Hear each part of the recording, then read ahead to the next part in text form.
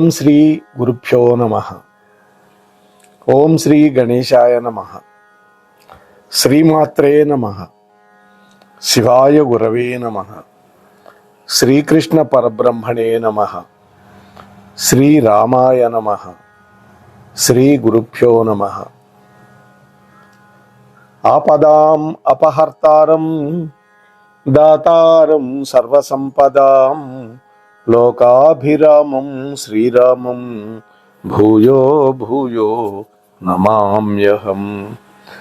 ఆంజనేయమతిపాటలాననం కాంచనాద్రికమనీయ విగ్రహం పారిజాతపతరుమూలవాసినం భావయామి పవమాననందనం. జై శ్రీరామ్. సీతామాతకు జై. ఈ రోజున శ్రీరామనవమి ప్రవచనాల పరంపరలో అంతర్భాగంగా రామాయణంలో సీతాదేవి యొక్క వైభవాన్ని మీతో పంచుకునే ప్రయత్నం చేస్తాను. సర్వ సద్గుణోపేత భూజాత సీతామాత చరిత్రని ఒక అరగంటలోనూ ఒక 30 గంటలోనూ చెప్పటం సాధ్యం కాదు. కానీ క్లుప్తంగా అమ్మవారి యొక్క వైభవాన్ని మీతో పంచుకునే ప్రయత్నం చేస్తాను రామచంద్రమూర్తి యొక్క అనుగ్రహంతో. శ్రీరాముడు తన తండ్రి అయిన దశరథ మహారాజు కోసం వనవాసానికి వెళ్ళాడు. అంటే తన తండ్రి తన తల్లి కైకేయికి ఇచ్చినటువంటి వరాలకు కట్టుబడి వెళ్ళవలసి వచ్చింది. అదే సీతమ్మ కేవలం భర్త అయినటువంటి రాముడు కోసం అరణ్య మార్గం పట్టింది. వనవాసం తనకు లేదు, వనవాసం కేవలం తన భర్తకే, కానీ భర్త కోసం వెళ్ళింది. రాముడు రాజధర్మాన్ని పాటించాడు. మరి సీతమ్మ దాంపత్య ధర్మాన్ని అనుసరించింది, పతివ్రత శిరోమణి యొక్క ధర్మాన్ని అనుసరించింది. రాముణ్ణి మారీచుడు రామో విగ్రహవాన్ ధర్మ అని కీర్తిస్తే, అమ్మవారిని కరుణారూపి అంటే ప్రణిపాతేన ప్రసన్నాహి మైథిలి జనకాత్మజాం అని త్రిజట చెప్పింది. కేవలం నమస్కారం చేస్తే చాలట అమ్మవారు ప్రసన్న రూపం ధరిస్తుంది, కోరిన కోరికలని తీరుస్తుంది. ఇక్కడ భార్యాభర్తలు ఇద్దరూ ఎంచుకున్న మార్గాలు వేరైనా ఇద్దరూ పాటించింది సత్యవ్రతాన్ని. రామాయణం అనేది ఒక పరాక్రమవంతుడి ప్రయాణమే కాదు, పరాక్రమవంతుడైన రాముడి యొక్క అయనము అంటే ప్రయాణమే కాదు, దాంపత్య ధర్మానికి కట్టుబడినటువంటి ఒక మహా ఇల్లాలైనటువంటి సీతాదేవి జరిపినటువంటి విలువల యాత్ర కూడా అని చెప్పుకోవాల్సిందే. కాబట్టి వాల్మీకి మహర్షి రామాయణాన్ని రాసి 3 పేర్లు అనుకున్నాడు. పౌలస్య చరితం అన్నాడు, అంటే రావణ చరిత్ర అని కాదు, రామాయణం అన్నాడు. రామ ప్లస్ అయనం రామాయణం, అదొక విడదీత. రామా ప్లస్ అయనం, రామా ఆకారాంత స్త్రీలింగం అని చెప్తుంది సంస్కృత పదం. రామా అంటే సీతమ్మ, శివ అంటే పార్వతీమాత. ఇది గుర్తుపెట్టుకోవాలి. అంతేకాదు మరొక అడుగు ముందుకేసి సీతాయా చరితం మహత్ అన్నాడు. మహత్తరమైనటువంటి సీతాదేవి యొక్క చరిత్రే రామాయణం అని చెప్పాడు. సీతమ్మ యొక్క ప్రయాణం ఎలా సాగిందో చూడండి ఒక్కసారి. భూమిలో నుంచి మిథిలా నగరంలోకి వచ్చింది అమ్మ. నాగేటి చాలులో పైకి లేచింది, భూమిలో నుంచి వచ్చింది.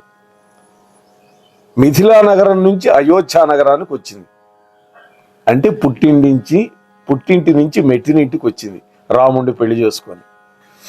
అయోధ్య నగరం నుండి దండకారణ్యానికి వెళ్ళింది భర్త వెంట. ఆ అరణ్యం నుంచి రావణాసురుడి చేత అపహరింపబడి లంకా నగరానికి వెళ్ళింది.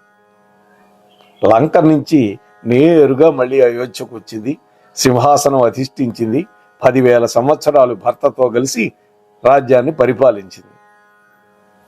మళ్ళీ అయోధ్య నుంచి అరణ్యానికి వెళ్ళిపోయింది సీతా పరిత్యాగ ఘట్టంలో. ఆ అరణ్యంలో నుంచి అంతిమంగా భూమిలోకి మళ్ళీ వెళ్ళిపోయింది. అంటే ఎక్కడి నుంచి వచ్చిందో అమ్మ మళ్ళీ అక్కడికే వెళ్ళిపోయింది. ఇది సీతామాత యొక్క సుదీర్ఘమైనటువంటి యాత్ర. మొత్తం 11,000 సంవత్సరాల చరిత్ర.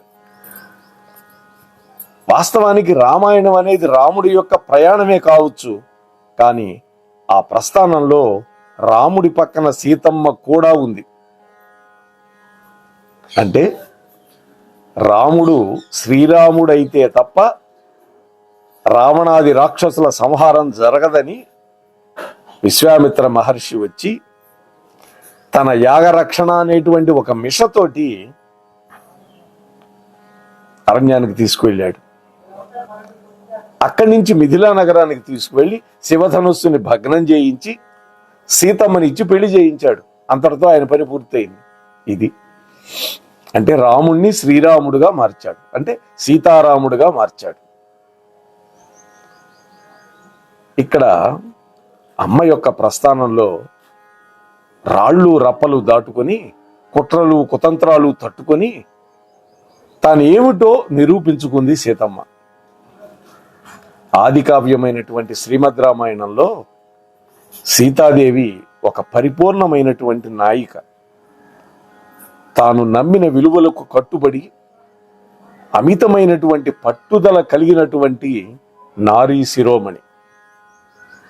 అందుకనే రామదాసు కూడా నారీ శిరోమణి అని అంటాడు సీతామాతని.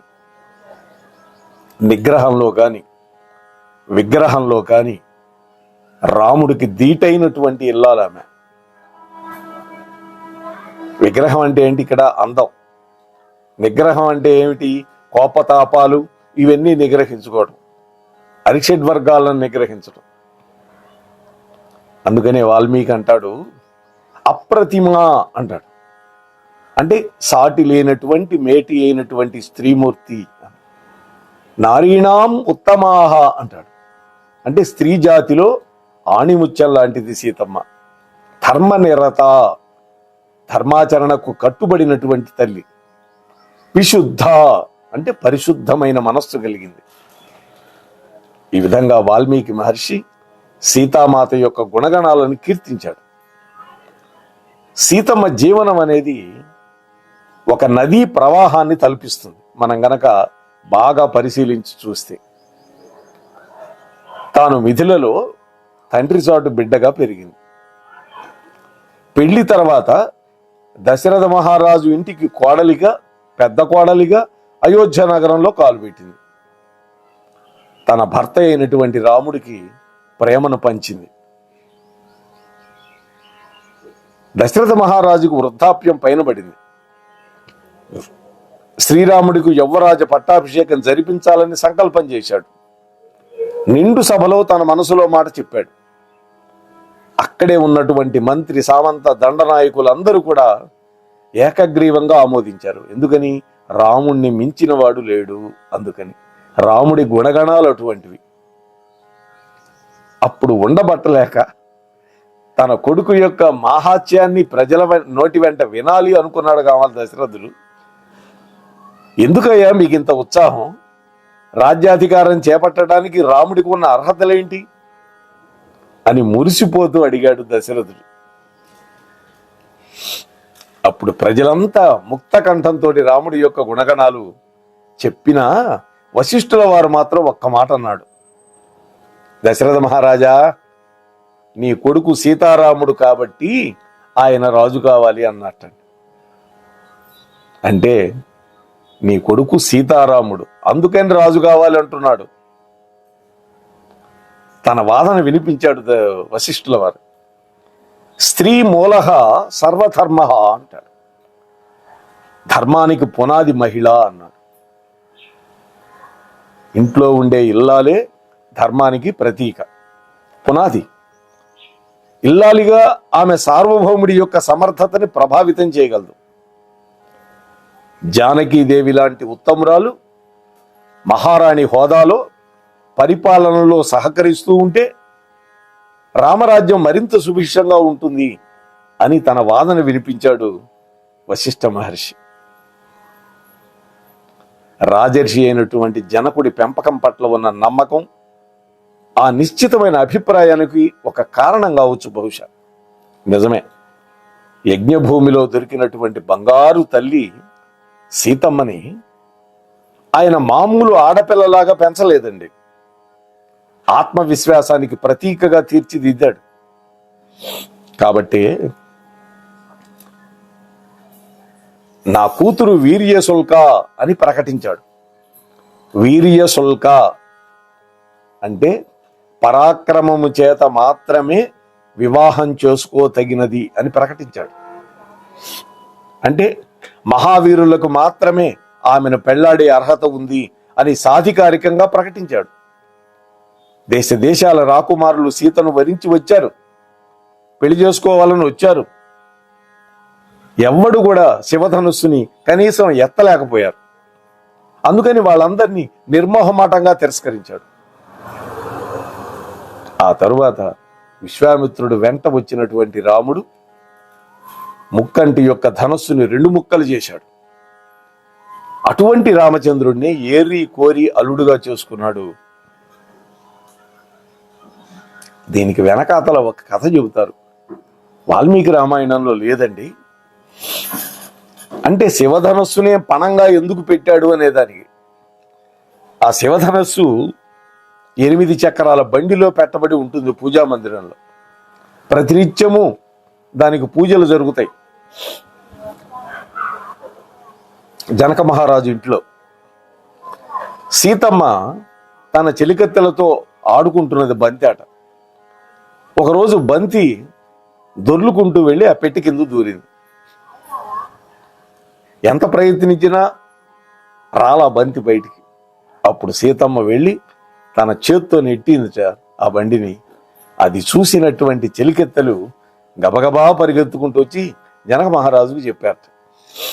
అప్పుడు ఆయనకు వచ్చింది ఆలోచన, 5,000 మంది బలాఢ్యులైనటువంటి వాళ్ళు లాక్కొస్తే గాని రానటువంటి ఆ మందసం, ఆ 8 చక్రాల పెట్టె సీతాదేవి ఊరికే చేత్తో నెడితే కదిలిందా. కాబట్టి ఆ ధనస్సును ఎత్తి ఎవడైతే ఎక్కు పెడతాడో వాడికి మాత్రమే నా కూతుర్ని ఇవ్వాలి అని ఒక నిర్ణయానికి వచ్చాడండి.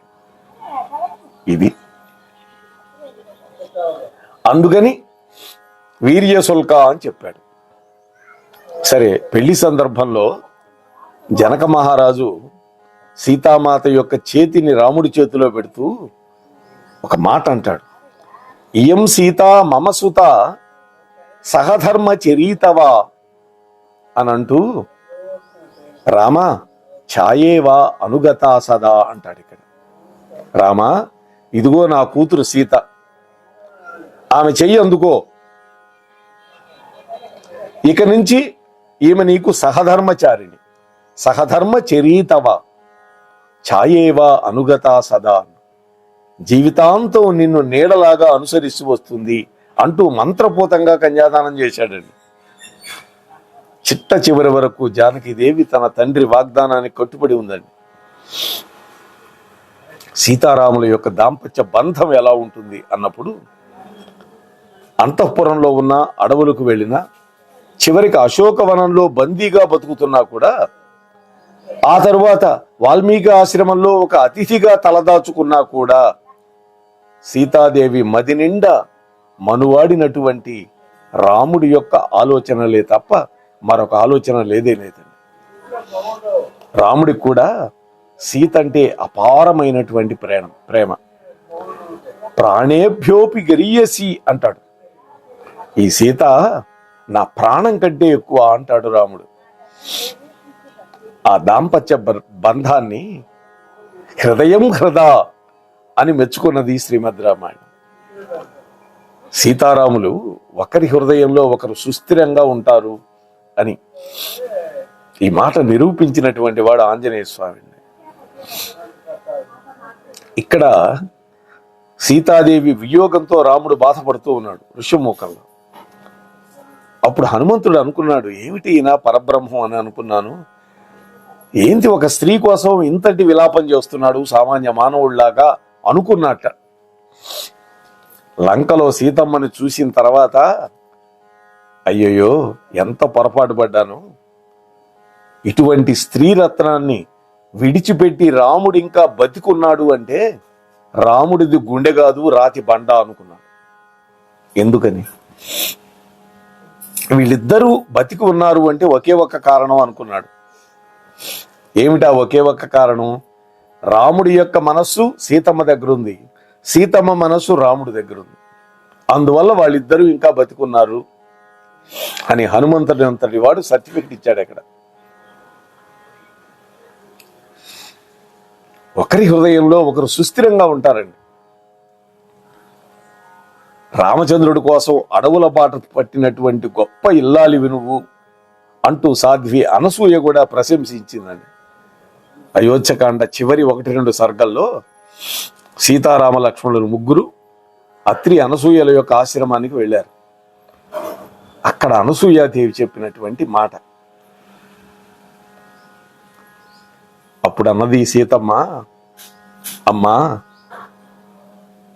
హీనోవా రాజ్య దీనోవా రాజ్య హీనోవా యోమే భర్త సమే గురుహు అంటుంది. నా రాముడు సార్వభౌముడు కాకపోయినా ఆ స్థానంలో ఒక నిరుపేద ఉన్నా కూడా నేను ఇలాగే స్పందిస్తాను. భార్యగా ఇది నా కర్తవ్యం అన్నది. భర్త కంటే మించిన గురువు భార్యకు లేడు అని చెప్పింది. ఇది స్థిరంగా చెప్పిన మాట సీతమ్మ. సూర్యవంశ వైభవం, విదేహ వారసత్వం, ఈ రెండూ కూడా సీతాదేవిలో ఉన్నటువంటి వినయ గుణాన్ని మరింత పెంచినాయి. అంతరాంతరాల్లో ఆ తల్లి ఒక సాధారణ మహిళ. అయోనిజగా వచ్చినప్పటికీ నరకాంతగా వచ్చింది. అదే మహావిష్ణు అవతారమైనటువంటి శ్రీరాముడు యుద్ధమంతా అయిపోయిన తర్వాత దేవతలంతా వచ్చి నువ్వు విష్ణుమూర్తివి అంటే ఆయన ఒప్పుకోలా. ఆత్మానం మానుషం మన్యే రామం దశరథాత్మజం అని చెప్పుకున్నాడు. ఏమో నాకేం తెలియదు, నేను మానవ మాతృణ్ణి, దశరథ మహారాజు యొక్క కొడుకునని మాత్రం ప్రకటించుకున్నాడు. అదే సాక్షాత్తు శ్రీ మహాలక్ష్మి స్వరూపమైనటువంటి సీతమ్మ ఏమని చెప్పిందో తెలుసా? నేను శ్రీరాముడి యొక్క ధర్మపత్నిని అని మాత్రమే భావించుకుంటూ ఉంటాను అన్నది. సీతారాములది ప్రేమ పెళ్లి కాదండి, మరి పెళ్లి ప్రేమ. పెళ్లి అయిన తర్వాత వాళ్ళ మధ్య ప్రేమ విపరీతంగా పెరిగిపోయింది. అమ్మది ఆత్మాభిమానం కలిగినటువంటి తల్లి సీతమ్మ. అయోధ్యకాండలో సీతమ్మ తొలిసారిగా తన యొక్క స్వరాన్ని వినిపించింది దృఢంగా. భర్త యొక్క కర్తవ్యాన్ని, భార్య ధర్మాలని బలంగా చెప్పింది. ఆ సందర్భంగా చేసినటువంటి వాదనలు, లేవలెత్తినటువంటి ప్రశ్నలు, ఎంచుకున్నటువంటి తర్కాలు, ప్రయోగించినటువంటి పదాలు సీతామాత యొక్క పరిణితిని చాటుతూ ఉన్నాయండి. బాగా పరిశీలించాలి. వాస్తవానికి అదొక గొప్ప సంక్షోభ సమయం. తెల్లవారితే రాముడికి యవరాజ పట్టాభిషేకం జరగాలి. అంతలోనే కైకేయి అలకపాన్పెక్కింది. అప్పుడెప్పుడో దశరథ మహారాజు ఇచ్చిన 2 వరాలని అమలు చేయాల్సిందేనని మంకు పట్టుకొని కూర్చుంది. ధర్మపాశ బద్ధుడైనటువంటి దశరథ మహారాజు ఒప్పుకోక తప్పలా.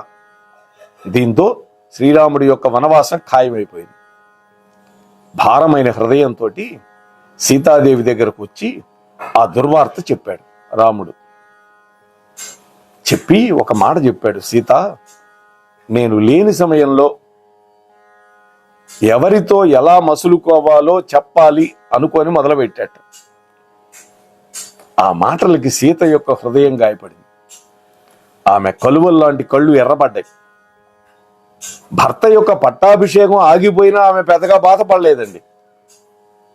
ఎందుకు బాధపడింది?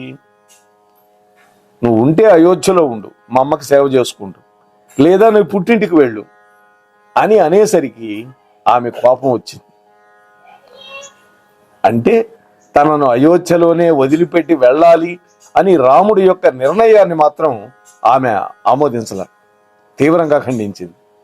ఏమన్నదమ్మా, రామా, నేను మీ అర్ధాంగిని, మామగారు మిమ్మల్ని ఆదేశిస్తే వనాలకు వెళ్ళమని నన్ను కూడా ఆదేశించినట్లే, నేను సహధర్మచారిని కదా అంటూ సర్ది చెప్పాలని ప్రయత్నించింది. రాముడు వినల. అమ్మన్నదప్పుడు, అరణ్య మార్గంలో రాళ్ళు రప్పలు నా పాదాలని గాయపరుస్తాయేమో అనే కదా మీ భయం. అలా అయితే నేనే ముందు నడుస్తా, మీకోసం ఆ ముళ్ళు రాళ్ళు నా చేతులతో ఏరిపారేస్తాను. మీ సుఖమే నా సుఖం, మీ దుఃఖమే నా దుఃఖం అని వేడుకుందండి. ఇక్కడ పెద్దల అంతరార్థం కూడా చెప్పారు. నేను ముందు వెళతాను, మీ దారిలో ఉండేటటువంటి ముళ్ళు రాళ్ళు ఏరివేస్తాను అంటే నేను ముందుగానే లంకకు వెళ్ళి మీ యొక్క అవతార కార్యాన్ని సుగమం చేస్తాను అన్నట్టుగా వ్యాఖ్యాతలు రాశారండి. గోవిందరాజే వ్యాఖ్యం. అయినా రాఘవుడి యొక్క గుండె కరగల. చివరికి ఆమె కఠినంగా మాట్లాడింది. నన్ను గనక మీ వెంట తీసుకువెళ్ళకపోతే విషం తాగుతా, మంటల్లో దూకుతా అంటూ కన్నీళ్లు పెట్టుకుందమ్మ. అప్పటికి కూడా రాముడిలో చలనం కనిపించలే. అన్ని ప్రయత్నాలు విఫలమైన తరువాత సీతమ్మ ఒక ఘాటైన మాట వ్యాఖ్య చేసింది. స్త్రీ జాతికి మాత్రమే సొంతమైనటువంటి బ్రహ్మాస్త్రాన్ని బయటికి తీసింది. స్త్రీయం పురుష విగ్రహం అని. నువ్వు పురుష రూపంలో ఉండేటటువంటి స్త్రీవి అనే సంగతి తెలియక మా నాన్న నీకిచ్చి పెళ్లి చేశాడు అన్నారు. ఈ విధంగా మాటల దాడి చేసింది అమ్మ. ఈ మాటకి ఏ మగవాడికైనా కోపం వస్తుంది, కానీ రాముడు చిరునవ్వు నవ్వాడు. ఎందుకని? సాక్షాత్తు రాముడు లలితాదేవి యొక్క స్వరూపం. స్త్రీ రూపంలో ఉంటే లలిత, పురుష రూపంలో ఉంటే రాముడు. ఇది మనం తెలుసుకోవాలి అంతరార్థం. అందుకనే ఒక శ్లోకం ఉంటుంది, రామాయ అనగానే రాముడు కన్నెత్తి కూడా చూడట. రామభద్రాయ లాభం లేదు. రామాయ రామభద్రాయ రామచంద్రాయ వేధసే అంటే వేదస్వరూపుడైనటువంటి ఓ రామ అన్నా కూడా ఆయనే ఉలకడు పలకట్ట. రఘునాథాయ నాథాయ లాభం లేదు.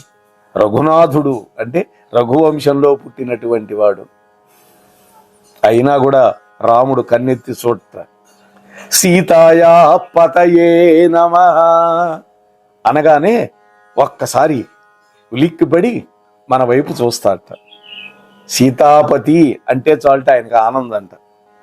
సీతాపతి అని పిలిపించుకోవడంలో ఆనందం ఉంది ఆయనకి, రాముడికి. అంతటి ప్రేమపాత్రురాలు సీతమ్మ. అంత చక్కగా భర్త యొక్క మనస్సును చూరగొన్నది ఆ తల్లి. ఇది కదా వైభవం.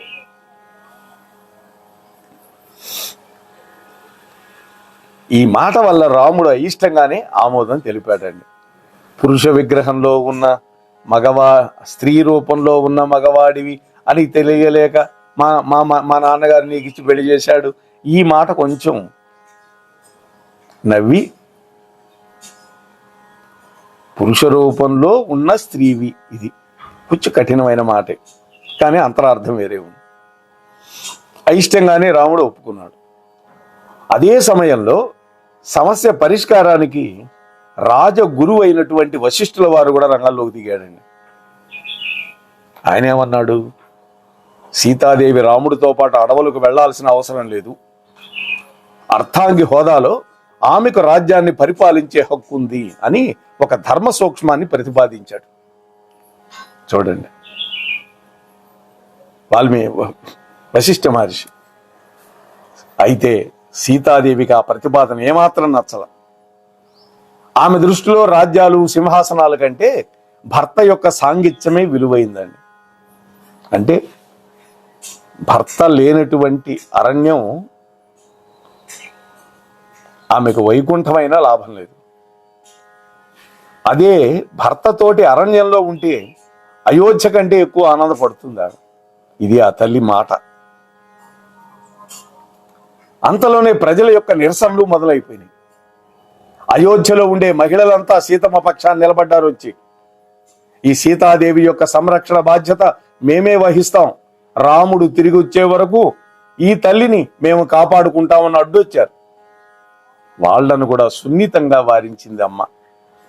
రాముడి వెనకాలే నడిచింది లోకపావని సర్వ సద్గుణోపేత భూజాత సీతామాత.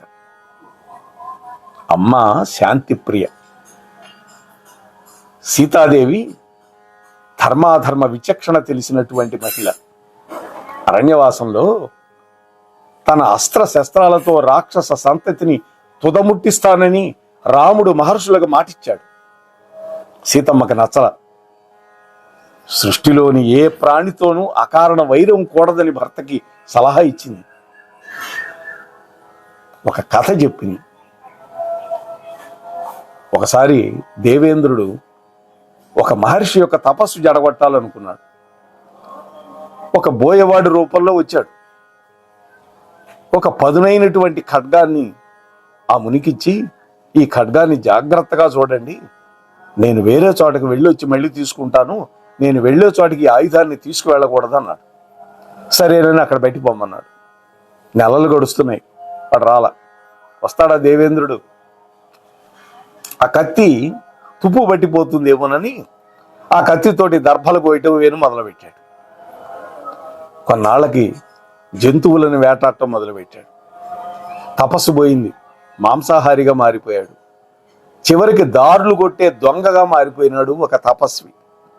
అంటే ఆయుధం దగ్గర ఉండటం వల్ల అతడి యొక్క తపస్సు పోయింది. అంటే ఒక మహర్షి యొక్క ఆలోచనల్ని ఆయుధం ఎంత క్రూరంగా మార్చేసిందో, అతడి యొక్క వ్యక్తిత్వాన్ని ఎంతగా దిగజార్చిందో మనస్సుకు హత్తుకునేలా చెప్పింది అమ్మ. రామా, వ్యసనాలు 3 రకాలుగా ఉంటాయి. 1 అబద్ధం చెప్పటం, 2 పరస్త్రీ వ్యామోహం, 3 అకారణ క్రూరత్వం. మొదటి 2 దుర్గుణాలు మీలో లేవు. ఆ సంగతి నాకు బాగా తెలుసు. అంటే అబద్ధం చెప్పడు, సత్యవ్రతుడు కాబట్టి, ఏకపత్ని వ్రతుడు కాబట్టి పరస్త్రీ వ్యామోహం రాముడికి లేదు. కానీ అకారణ క్రూరత్వం కనపడుతోంది మీలో అని శుతిమెత్తగా హెచ్చరించింది. అయితే రాముడు ఆమె అభిప్రాయాన్ని వెంటనే ఖండించలేదు, కానీ ఆమెకు నచ్చజెప్పాడు. అయోధ్యలో ఉన్న, అడవిలో ఉన్న క్షత్రియ పుత్రులు ఎప్పుడు కూడా ధర్మ పరిరక్షణకి ఆయుధం చేపట్టాల్సిందే అని అన్నాడు. ఇది రాముడు చెప్పిన మాట. నేను పుట్టింది క్షత్రియ కులంలో, ఇప్పుడు అడవిని పరిపాలించాలి నేను. మరి అడవినే నమ్ముకొని తపస్సు చేసుకునే తపస్సులని కాపాడవలసిన బాధ్యత నాదే కదా. ఇది రాముడి మాట. దీంతో సీతమ్మ ఎదురు చెప్పలేకపోయింది. అలా రాక్షసులతో మొదలైన గొడవలు క్రమక్రమంగా తీవ్ర రూపం ధరించినాయి. స్త్రీకి స్త్రీయే శత్రువు అనే మాట రామాయణ కాలంలోనే పుట్టిందేమో. శూర్పణఖను చూసే అట్లా అన్నారేమో. కోరకూడని కోరికలు కోరడంతో రామలక్ష్మణులు ఆమెను పరాభవించి పంపించారు. ఆ కక్ష కొద్దీ ఖరదూషణాది రాక్షసులను రెచ్చగొట్టింది. ఆ ప్రయత్నం విఫలమైంది. 14,000 మందిని చంపేశాడు కేవలం 1.5 ముహూర్త కాలంలో, 72 నిమిషాల్లో. అప్పుడు ఓ కట్టుక తల్లి రావణాసురుడి యొక్క మనసులో విష బీజాలు నాటింది శూర్పణఖ. అంటే సీత అందచందాలని తన అగ్రజుడికి వర్ణించి చెప్పింది. అటువంటి స్త్రీ శిరోమణిని నీ భార్యగా చూడాలన్నదే నా తపన. ఆ ప్రయత్నంలో రాముడి వల్ల అనేక అవమానాలు ఎదుర్కొన్నాను. ఇదిగో చూడు, నా ముక్కు చెవులు కూడా పోయినాయి. అందువల్ల నువ్వు వెళ్ళి సీతను అపహరించుకుని వస్తే నా కోపం చల్లారుతుంది, నీకు కూడా ఆ సౌందర్య రాశి దక్కుతుంది అంటూ అతడి యొక్క 10 తలల్లో కూడా చెడు ఆలోచనలు చూపించింది శూర్పణఖ. మొత్తానికి ఒప్పించింది.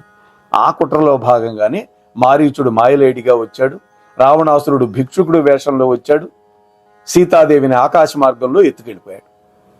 అంత విషాదంలో కూడా ఆమె ప్రాప్త కాలజ్ఞతతో ఆలోచించిందండి. తన ఒంటి మీద ఒకవైపు ఉన్న నగలను మూటగట్టి తన పవిటి చెంగులోనే కట్టి ఒక 5 వానరులు కనిపించారు కొండ మీద. సుగ్రీవుడు, ఆయన అనుచరులు 4 వాళ్ళ మధ్య పడేటట్టు పడేసిందండి. మామూలుగా అంతటి విపత్కర పరిస్థితుల్లో ఏ స్త్రీకైనా ఆలోచన వస్తుందా? అదే అమ్మవారి యొక్క వైభవం. ఆ ఆనవాలుతో రాముడు తన జాడ తెలుసుకుంటాడు అనేది సీతమ్మ ఆశ. సీతమ్మ ప్రయత్నం వృధాగా పోలేదండి. ఆ మూట వానరులతో రామలక్ష్మణుల యొక్క మైత్రికి కారణభూతమైంది. ఇక రావణ లంకలో సీతమ్మ ఎలా ఉంది? అశోకవనంలో సీతమ్మ శోక దేవత కాదండి, దుఃఖిస్తూనే కూర్చోలేదు. ఒక యోధురాల్లాగా ఆలోచించింది, ఒక ధీర వనితలాగా ప్రవర్తించింది. రావణం భజ భర్తారం, రావణుణ్ణి భర్తగా స్వీకరించు అంటూ తన చుట్టూ కాపలా ఉన్నటువంటి వికృతాకారులైనటువంటి అసురకాంతలు బెదిరించిన ప్రతిసారి నిర్భయంగా బదులిచ్చింది. ఆ నీచుణ్ణి ప్రేమించటం కాదు కదా, నా ఎడమ కాలితో కూడా తాకనాను, నన్ను నిలువునా చీల్చిన, ముక్కలుగా కోసిన, నిప్పుల్లో తోసిన నా నిర్ణయం మారదు అని స్థిరంగా చెప్పింది సీతమ్మ. ఆమెను దారికి తెచ్చుకోవడానికి రావణుడు చెయ్యని ప్రయత్నం లేదు, పెట్టని ప్రలోభం లేదు. అతివలకు సహజంగానే ఆభరణాలు, అలాగే అలంకరణలు, వీటి పట్ల ఆసక్తి ఎక్కువ. అందుకని ఆ దగద్ధగేయమానమైనటువంటి నగలన్నీ ఎరగా వేశాడు. వజ్ర వైఢూర్యాలు, సుగంధ ద్రవ్యాలు, తానేమడిగినా కాదనద్దు, నా గురించి గొప్పగా చెప్పండి అంటూ అక్కడ కాపలా ఉండే వాళ్ళందరినీ ఆదేశించాడు. ఆ ప్రలోభాల పాచిక పారకపోయేసరికి భయపెట్టాడు, హెచ్చరించాడు, 12 మాసాల గడువు పెట్టాడు. యుద్ధ సమయంలో రాముడి యొక్క తలని కృతకంగా సృష్టించి బంతిలాగా ఆమె ముందు పడేటట్టు విసిరేశాడండి. అయినా సీతమ్మ లొంగల. ఆ దశకంఠ రావణుణ్ణి గడ్డిపోచతో సమానంగా చూసింది.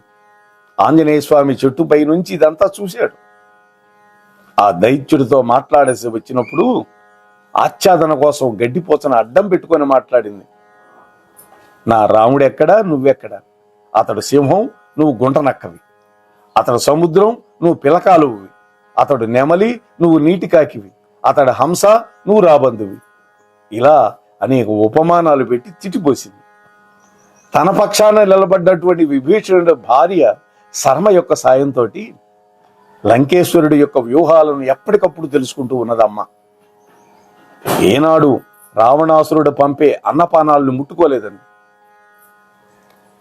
అమ్మవారు లంకకొచ్చినటువంటి మరుక్షణమే దేవేంద్రుడు అమృతాన్ని తెచ్చి అమ్మకి తినిపించి వెళ్ళాడు. అందుకనే ఆమెకి సంవత్సరం కాలం ఉన్నా ఆకలి లేదు, దప్పిక లేదు. అంతేకాదు, అనసూయ మాత ఇచ్చినటువంటి వాడిపోయినటువంటి వస్త్రం ధరించుందమ్మ. అందువల్ల కట్టు బట్టలను కూడా మార్చుకోలేదు ఆమె. మురికి పట్టనటువంటి బట్టలు ఇచ్చింది కదా. ఒక రకమైనటువంటి రామ నామ తపోస్థితిలో కాలం గడిపింది. అదే తపస్సు. కాబట్టి నేనే గనక అనుకుంటే, ఓ రావణ, ఈ క్షణంలో నిన్ను కాల్చి బుడిది చేయగలను. నా భర్త అనుమతి లేదు కాబట్టి నువ్వు బతికిపోయావు అని గట్టిగా హెచ్చరించిందండి. ఒక ఈగ ఆశ కొద్దీ వజ్రాన్ని మింగిందిట, అరిగించుకోలేకపోయింది, చచ్చింది, కడుపు పగిలి. నువ్వు అంతే, నన్ను అపహరించి సుఖంగా ఉండలేవు. సూర్యుడి నుంచి కాంతిని, రాముడి నుంచి నన్ను ఎవ్వరూ వేరు చేయలేరు అంటూ మాటకు మాట బదులిచ్చింది సీతామాత. శింసుపా వృక్షం మీద నుంచి తల్లి యొక్క హావభావాలని, ఆత్మ నిబ్బరాన్ని గమనించినటువంటి హనుమ, సందేహం లేదు, ఈమె మా తల్లి సీతే. తన కోసం రావణుడు ఈ రావణాసురుణ్ణే కాదు, సమస్త జగత్తుని భస్మం చేసినా తప్పు కానే కాదు అనుకున్నాడు. వెంటనే చెట్టు దిగి వెళ్ళి నమస్కరించి, అమ్మా, నీ భర్త ఎంతో కాలం పట్టదు ఇక్కడికి రావటానికి, రాబోతున్నాడు, నిన్ను తీసుకువెళతాడు, నిజము నమ్ము, నిజము నమ్ము తల్లి అని భరోసా ఇచ్చాడు. ఆ మాట సీతాదేవిలను నిస్పృహను పోగొట్టింది. వచ్చిన పని పూర్తి చేసుకొని వెళుతూ హనుమంతుడు లంకకు నిప్పంటించాడు. తీరా లంక అంతా అంటుకుపోయింది. సముద్రం దగ్గరికి వెళ్ళి తోక చల్లార్చుకొని చూస్తే లంక మొత్తం భస్మీపటలం అయిపోతుంది. అశోకవనంలోని సీతమ్మను నేను పెట్టినటువంటి నిప్పు దహించి వేస్తే అనే సందేహం కలిగింది. అప్పుడు చారణులు చెప్పారు, అయినా నిప్పుని ఎలా కాల్చగలుగుతుంది అని తన మనస్సుకు సమాధానం చెప్పుకున్నాడండి. మళ్ళీ వచ్చి అమ్మను చూసి దర్శించి నమస్కరించి కిష్కింధకు వెళ్ళాడు. నిజమే, సీతమ్మ నిప్పే. రావణ సంహారం అయిపోయింది. శ్రీరాముడు హృదయపూర్వకంగా తన జీవితంలోకి ఆహ్వానిస్తాడని ఆశించింది సీతమ్మ. కానీ జరిగింది వేరు. సీత, పరగృహంలో ఏడాది పాటు గడిపిన నిన్ను నేను ఏలుకోలేను. కావాలంటే నీకు నచ్చిన చోట ఆశ్రయం తీసుకోవచ్చు అంటూ పరుషంగా మాట్లాడాడు. దీంతో సీతమ్మ నిశ్చేష్టురాలైపోయింది. రామా, నా స్వభావం నీకు తెలియదా? పెళ్లినాటి ప్రమాణాలని మరిచిపోయావా అంటూ నిలదీసిందమ్మ. చివరికి తనను తాను నిరూపించుకోవడానికి స్వచ్ఛందంగా అగ్ని పరీక్షకు సిద్ధపడింది. అంతే తప్ప రాముడు అగ్ని పరీక్షలో నెగ్గమని చెప్పలేదండి. అప్పుడు అమ్మ ఒక ప్రతిజ్ఞ చేసింది, నా ఆలోచనల్లో, నా మాటల్లో, నా ఆచరణలో రాముడు తప్ప మరొకరు లేకపోతే ఓ అగ్ని భట్టారక నన్ను రక్షించుదువుగాక అని మంటల్లో దూకింది. ఆ దృశ్యాన్ని చూడలేక వానరులందరూ కన్నీళ్లు పెట్టుకున్నారు. రాక్షస వనితలు సైతం గుండెలు బాదుకున్నారు. అంతలోనే అగ్నిదేవుడు సీతమ్మని వెంటబెట్టుకుని మంటల్లో నుంచి బయటకు వచ్చాడు. బ్రహ్మాది దేవతలు ఆమె దోషరహితాన్ని ధృవీకరించారు వచ్చి. అప్పుడు రాముడు అన్నాడు, నా సీత రుజువర్తనురాలు అని నాకు తెలియదు అనుకుంటున్నారా? సత్యవ్రతుడిని అయినటువంటి నేను ఆ సత్యానికి లోకానికి చాటాలి అని ఇంతవరకు ఉపేక్షించాను తప్ప సీతమ్మ మీద నాకు ఏనాడు అనుమానం లేదు అంటూ సీతమ్మ చేతిని అందుకున్నాడు రాముడు. గతాన్ని ఒక పీడకల్లాగా భావించి భర్త ఒడిలో ఒదిగిపోయింది. క్షమయా ధరిత్రి, అది కదా అమ్మ. పట్టాభిషేకం జరిగింది, అయోధ్యకు వచ్చారు. మరొకసారి శ్రీరాముడు లోకోపవాదానికి తల వంచాల్సి వచ్చింది. తన ఇల్లాలిని అడవులు పాలు చేయాల్సి వచ్చింది. ఎందుకని? అక్కడ రెండు ఉన్నాయి, రాజారాముడు, సీతారాముడు. రాజారాముడుగా ప్రజల యొక్క మాట పాటించాలి, సీతారాముడుగా భార్యని తీసుకోవాలి. కానీ తన తమ్ముళ్ళెవరూ రాజ్యాన్ని స్వీకరించడానికి ఒప్పుకోకపోయేసరికి సీతమ్మని అడవిలో వదిలిపెట్టిరమ్మన్నారు. ఆ తరువాత సీతమ్మ స్థానంలో బంగారపు బొమ్మను పెట్టుకొని అశ్వమేధ యాగం చేశాడు. అంతే తప్ప మరొక పెళ్లి చేసుకోవాలి. ఆ సమయంలో వాల్మీకి ఆశ్రమంలో పుట్టి పెరిగినటువంటి లవకుశుల యొక్క రామాయణ గానం విన్నాడు రాముడు. ఆ ప్రభావంతో సీతమ్మ తనను తాను పరిశుద్ధురాలిగా నిరూపించుకునే అవకాశము ఇచ్చాడు. ఆమె కూడా అందుకు ఆమోదం తెలిపింది. అనుకున్న సమయానికి కాషాయ వస్త్రాలు ధరించి వేదిక దగ్గరకు వచ్చింది. వాల్మీకి మహర్షి సభాముఖంగా సీతమ్మ నిజాయితీని చాటి చెప్పాడు. లోకభయంతోనే ఆమెను విడిచిపెట్టాను, మరొక ఉద్దేశం నాకు లేదు అని మహర్షికి సమాధానం చెప్పాడు రాముడు. పరీక్షలో నెగ్గితే మునుపటిలాగా ప్రేమిస్తానని మాటిచ్చాడు. సీతకు ఆ మాటలేవి వినిపించల. ఆ మహా ఇల్లాలి మనసు నొచ్చుకుందో ఏమో. అవతార పరిసమాప్తికి సమయం ఆసన్నమైందని కూడా ఆమెకు అనిపించింది. కరుణామయి సీత కఠినమైన నిర్ణయం తీసుకుంది. రాముడే నా సర్వస్వం అయితే ఓ భూదేవి నన్ను తనలోకి ఆహ్వానించుగాక అన్నది. అంటే 3 శ్లోకాలు చెప్తుంది అమ్మ. ఇక్కడ ఉత్తరాఖండలో ఉంటుంది. ఈ విధంగా అమ్మ ప్రతిజ్ఞ చేసి, భూమాత తనను వివరం దాతుమర్హసి అంటుంది. అంటే భూమి నాకు చీలి మార్గము చూపించుగాక అని. మరుక్షణమే భూమి రెండుగా విచ్చుకుంది. అందులో నుంచి నవరత్న ఖచ్చితమైన బ్రహ్మాండమైన సింహాసనం మీద కూర్చొని భూదేవి బయటకు వచ్చింది. వెంటనే భూజాత సీతామాతని తన పక్కన కూర్చోబెట్టుకుని రసాతలానికి వెళ్ళిపోయింది. శ్రీరాముడు సీత సీత సీత అంటూ పరుగున అటువైపు వెళ్ళారు. లవకుశులు అమ్మ అమ్మ అంటూ తల్లి కోసం కన్నీళ్లు పెట్టుకున్నారు. ప్రజలు సీతమ్మ దాంపత్య ధర్మానికి జేజేలు పలికారు. కొంతకాలానికి రామావతారం కూడా పరిసమాప్తమైంది. వాల్మీకి మహర్షి తన ఆశ్రమంలో రామాయణ మహాకావ్యాన్ని ఋషుల యొక్క మునిగణాలకు పరిచయం చేస్తూ, ఇది రాముని యొక్క ప్రయాణం కాబట్టి శ్రీమద్ రామాయణంగా సుప్రసిద్ధం అవుతుంది అని ప్రకటించాడని. హర్షధ్వానాలు మారుమోగినాయి. అంతలోనే మళ్ళీ గొంతు సవరించుకొని, ఇది సీతమ్మ తల్లి మహత్తరమైన జీవన గాథ కూడా, అందుకే సీతాయ చరిత్ర మహత్ అని వ్యవహరిస్తారు అని కూడా వెల్లడించాడు వాల్మీకి మహర్షి. మరొక్కసారి హర్షధ్వానాలు మిన్నుముట్టినాయి. ఆ ప్రతిధ్వనులు భూమాత ఒడిలో ఉన్నటువంటి సీతమ్మకు బహుశా వినిపించి ఉంటాయి. తెలుగువారి సీతమ్మ వ్యక్తిత్వానికి, తెలుగు మహిళల స్వభావానికి దగ్గర పోలికలు ఉంటాయండి. తెలుగు మహిళల్లాగానే సీతమ్మ కూడా సాధు స్వభావి, దయాగుణ సంపన్నురాలు. తన గుండెల్ని గాయపరిచిన కాకాసురుణ్ణి శ్రీరాముడు క్షమించి విడిచిపెట్టినప్పుడు తాను అడ్డు చెప్పలేదండి. రావణ సంహారం తర్వాత అశోకవనంలోని రాక్షస వనితలని మట్టు పెడతానని హనుమంతుడు అనుమతి అడిగినప్పుడు కూడా వారించింది. నాయనా, ఈ లోకంలో తప్పు చేయని వాళ్ళు ఎవరుంటారు? క్షమించి వదిలేద్దాం, ఎవరి కర్మ వాళ్ళు అనుభవిస్తారు అంతే తప్ప వాళ్ళు రాజు యొక్క ఆజ్ఞను పాటించారు తప్ప వాళ్ళకి వ్యక్తిగతంగా నా మీద ఏం కోపం ఉంది అని సర్ది చెప్పింది. తన కష్టాలకు కారణమైనటువంటి కైకేయిని కూడా ఏనాడు కూడా పల్లెత్తు మాట అనలేదండి. సీతమ్మ యొక్క విశ్వాసాలు, తెలుగు మహిళల యొక్క నమ్మకాలని, అయిన వారి పట్ల ప్రేమను మనకు బాగా జ్ఞాపకం చేస్తాయి. గంగా యమునా నదులు దాటుతున్నప్పుడు అమ్మవారు ఒక్క మాట అంటుంది. వనవాసాన్ని ముగించుని క్షేమంగా తిరిగి వచ్చిన తర్వాత, ఓ నదీమ తల్లులారా, మీకు చీరసారలు పెడతాను అనేవాడు. అంటే జలదేవతకు మొక్కుకుందమ్మ. చిత్రకూటానికి వెళ్లే మార్గంలో ఓ ఊడల మర్రి ముందు నిలబడి, ఓ వనదేవత, నువ్వే మమ్మల్ని కంటికి రెప్పలా కాపాడాలి అని ప్రార్థించింది. మనవాళ్లలాగానే కొన్నిసార్లు మాట కఠినంగా ఉన్నప్పటికీ కూడా సీతాదేవి యొక్క మనస్సు మాత్రం వెన్న కంటే కూడా, నవరీతం కంటే కూడా సున్నితమైనటువంటిది.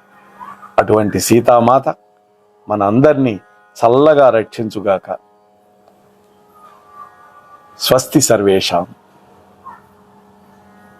మన కార్యక్రమాలు నచ్చితే ఒక లైక్ చేయండి, మాకు ఎంతో ఎంకరేజ్మెంట్గా ఉంటుంది. అలాగే కామెంట్ చేయండి. కామెంట్ చేస్తే మేము మంచి క్వాలిటీ కంటెంట్ అందించడానికి దోహదపడుతుంది. ఆడియోస్ని షేర్ చేయండి. ఆడియోని షేర్ చేస్తే మన ఛానల్ అభివృద్ధి చెందడానికి ఉపయోగపడుతుంది.